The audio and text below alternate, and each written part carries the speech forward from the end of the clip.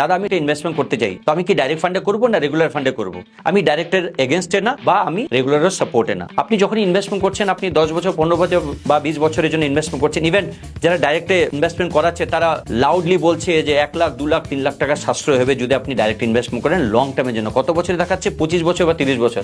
আমি একটা কথা বলি, ইভেন সেবি বলছে যে 82% ইনভেস্টার 5 বছর কমপ্লিট করতে পারে না তার এসআইপি কে, তার আগেই টাকা বের করে নেয়। আর আমরা গল্প শুনি কত 25 বছর 30 বছরের। তো আমরা লং টার্ম ইনভেস্টমেন্টের জন্য প্ল্যান করি কিন্তু টাকা বের করিনি। কেন জানেন? Lack of knowledge and emotional decision.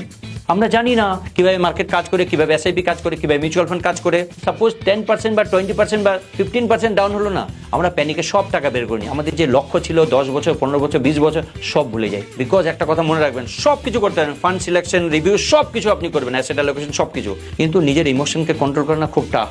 আমরা কি করে বায়াসনেস হয়ে যায় নিজের প্রতি। আমরা ভাবি যে আমরা যেটা করছি সেটাই ঠিক, বাকি সব ভুল। তো এই ঠিক আর ভুলকে কে শুধরাবে জানেন? একজন গাইড। যদি গাইড থাকে, সত্যিকারের বলছি, ওয়েলথ ক্রিয়েশনের সম্ভাবনা আপনার না 80 to 90% বেড়ে যাবে। নাহলে আমি গ্যারেন্টি সহকারে বলতে পারি আপনার ওয়েলথ ক্রিয়েশন সম্ভাবনা 50% থাকবে না। কেন? তার আগে টাকা আপনি বের করে নেবেন।